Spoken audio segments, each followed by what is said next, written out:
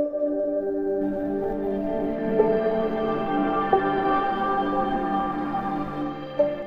लोगोफोर खुलुमलायबाय दिनै आंनि गुबुन मोनसे भिडिअ थारमानि दिनैनि भिडिअआ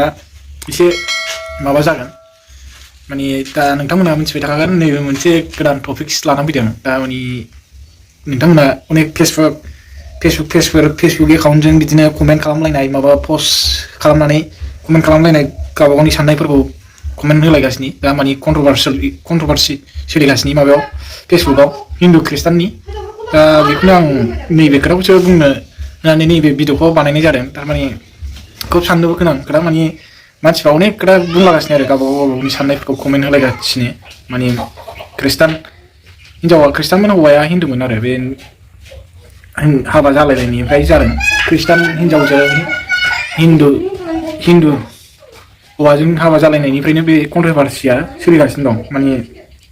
फार्स्ट खालामनाय मथेबाथ' आं खृष्टान धर्मनि मानसिफोर माने साफा सानै सेंग्रा सिख्लाफोर दङ ना बेफोर माने बिसोरनो मोनसे पस्ट खालामजेनगोन दा माने एथ' लेखा गोरों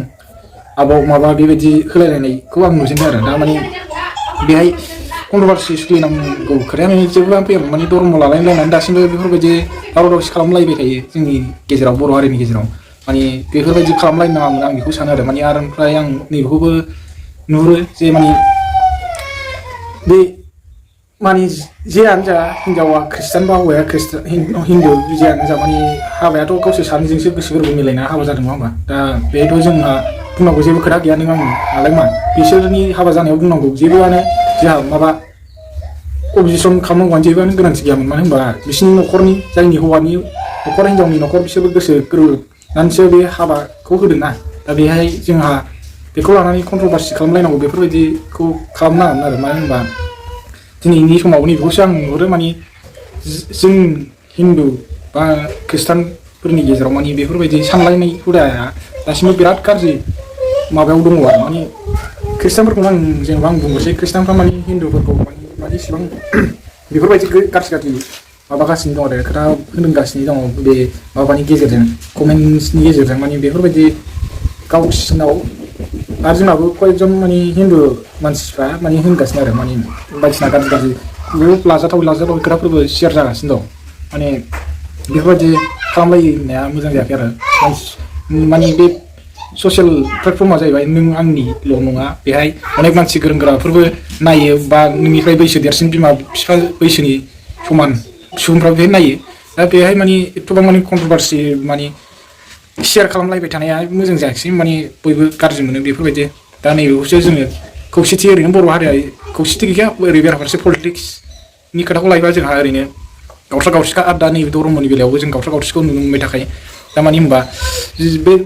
दावराव दावसि खालामलायग्रा सोरजों नों आं बर'आनो नोंबो बर' खृष्टानानो जा माबायानो जा गुबुन जाथि गैया बेहाय दावराव जालायनाया जोंनि बर'जों बर'सो खृष्टानाथ' मा अनेक मानसियानो खृष्टान दं माबानाबो दं जेनेबा दस्रा जाथि आरो खाथिनि मानसिफ्राबो खृष्टान दं दा हिन्दुआ खिन्थु गैया जोंनि हिन्दु धर्मआव आं बेखौ बुंनो थाङो आंबो हिन्दु दा आं बेखौ बुंना लाया जे आं खृष्टानखौ आं बखिगोन बेफोरबायदि खोथा आं जेबो सानाखै माने बे जास्ट बे कन्ट्रभार्सिखौ माने बन्द' खालामनांगौ आं बेखौसो दिनै बुंनो होननानै आं बे भिडिअखौ बानायनाय जादों माने होनबा जोङो खृष्टानानो जा बा हिन्दुआनो जा जों एखे माबायानो बर'आनो दा माने बर'जों बर' बेबायदि दावराव जालायना गुबुन जाथिजों थांनाय मोनब्ला बेफोरखौसो कन्ट्रभार्सि खालामजायो बा दावराव खालामजायो नंगौ नामा दा बर'जों बर'सो हाबा जादों माने खृष्टान जाबानो जे हिन्दु हौवाजों हाबा जानो मोना बेफोरथ' जाथावना नङा मालाय सानैजों हयथ'बा उन्दै समनिफ्रायनो गोसोथोलायदों बेफोरबायदि खोथा अनेक खोथा हाबनानै थायो थारमाने बा गावसोर सानैजों नुलायनानै फसायलायनानै दा गोसो मिलायना हाबा जादों बेहाय जोंहा बुंनांगौ जेबो खोथा गैया खोथा हाया आरो बुंनो हाया बिसोरनि सिगाङाव माने जोंनो आंहा बुंबा मालाय मा जानो माने बेफोर जाहैबाय गाव गावनि आखुथाइफोरखौ खोन्थानानै लानायसै आरो बे हिन्दु मानसिजों मानो हाबा जाखो माखो बेफोरबायदि खोथा ओंखारलायबाय थादों माने अनेक दं आं नैखौबो बुंनो थांगोन दा खृष्टान हौवायाबो हिन्दु हिन्जावखौ अनेक लानाय दं बुंनो थाङोबा मेरला खोथा ओंखारबाय थागोन बिदियाव बेखायनो आं बाद हो बेफोरबायदि कन्ट्रभार्सिखौ दा खालाम मानो होनबा बे प्लेटफर्मा जाहैबाय नों आंनि रावनिबो नङा दा बे खोथाखौ बयबो बुंबोबाय थागासिनो जोंनि गोरों गोरा मेरला गेदेर गेदेर इउटुबारफ्राबो बुंबोगासिनो दं बे खोथाखौ लानानै प्लेटफर्मा जाहैबाय नोंनि आंनि रावनिबो माबा गैया बिगुमाया दं हय सासे मानसिनि बे एफ जाहैबाय सासे मानसिया कन्ट्रल खालामग्रा माने सासे मानसियाथ' नङा अनेक मानसि बेहाय माबा थायो मेम्बार्सफोर थायो कन्ट्रल खालामग्रा आरो जेरखम इउटुबखौ सासे मानसिया बानायदों बे इउटुबाव नोङो हयथ' जानो हागौ ग्रुप दङ नङा होमबा जोंथ' मिथिया हारसिंथ' एथ'बां मानि माबानो हाया बेहाय माथा मारिबाय थानो हाया आरो बे माबायाव मेम्बार्सफोरबो हाबनानै दङ बेहाय अनेक एप्स जायखौ एप्स बुंखादों मानि बेहाय सोरबा जेरखम फेसबुक पेज बेफोराव नोङो माबायोना खम नोङो बिदिनो मेम्बार्सफोर जाबाय नोंबो जेनेबा फेसबुक खुलिबाय बेहाय सासे मानसिया मेम्बार सोदेरो मेम्बार थिग बेबायदिनो बेफोरबायदि जायो आरो दा बेखौ आं बारा बुंनो थांला आं बारा मिथिया बेफोरनि बारै हयथ'बा दाना नैबेसो खोथाया मानि दावराव दावसि खालामलायाबा मोजां जायो बेखौसो आं बुंनो सानो आरो मानि जोंनाबो गिदिर गिदिर बर' हारिनि गेजेराव मेरला इउटुबार जाबोगासिनो दंखायो अलरेडि साक्सेस जानाय मानसि दा नैबेहाय बुंनो थांबा जा हाबा जानायनि खेथ्रआव सासे ओरैबायदि कमेन्ट नुदों आं मानि बे हिन्जावहा कि इउटुबार चेनेल दंमोन नामा इउटुब चेनेल दंमोन नामा आं बेखौ नुवाखै जेनेबा बेनि कमेन्ट लिरनाय बायदियाव आङो एसे हमदां हादों आरो मानि बे सासे खृष्टान हिन्जाव एफा लेखा फरायनानै माने बेफोरबायदि जानांगौ हिन्दु हौवाजों माने हाबा जानांगौ बेफोरबायदि बेनि चेनेलखौ माने आनसाबस्क्राइब खालामजोबदों जोंनि खृष्टान माबा ससाइटि बा धर्मनि मानसिया बेफोरबायदि खोथा बेरखांलायनाय नुजेनदों आङो फार्स्ट कन्ट्रभारसि जाजेननाय समाव दा बेखौ माने अनेक दङ जोंबो बुंनो थांबा अनेक इउटुबारबो दङ जों जे बासिया जों हिन्दु जानानै जों बासिया बे खृष्टानसो बेनि चेनेलखौ जों नाया बेफोरबायदि जों दासिमबो बेफोरबायदि साननाय हुदाखौ जों लाबोफेराखै आरो माने बेफोर जों नायो सापर्ट खालामलायनांगौ अनेक दङ माने दस्रा जाथिनावबो बिदि गिदिर गिदिर इउटुबार दं मालाय बिसिना माने बारायबाय थायो माने कन्ट्रभारसियानो थैनोबो जाया बिसिनाव कन्ट्रभारसि होननाय नुवा आरो गावबा गावनि माने एक्टिभिटिस गावनि रोंगौथिखौसो देखायनानै बिसोरो फलोवार्सफोर बारायहोयो आरो माने साबसक्राइबार अडियेन्सफोरखौ बारायहोयो दा थिग बेफोरबायदिसो जोंना खालामलायनांगौ जों माने दा माने सानो माने जोंनाव अनेक मेलेम गैयैखौनो होननांगोन मेलेम गैयै मानसि अनेक दङ दा बे नैबे कमेन्ट्सफोरनि गेजेरजों जा हिन्दु आरो खृष्टाननि हाबा जानायनि बेलायाव जे खोथा ओंखारगासिनो बेयावनो जों मिथिखायो माने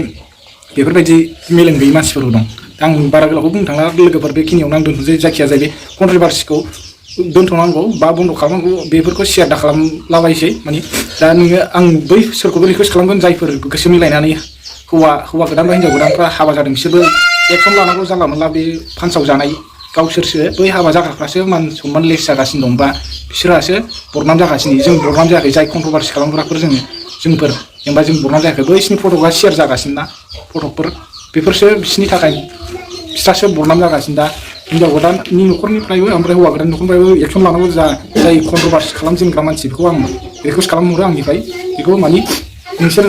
मा खालामनो गोसो खालामनांगौ आं बेखौसो होनहरगोन डाइरेक्ट आं बेफोरबायदिखौ आं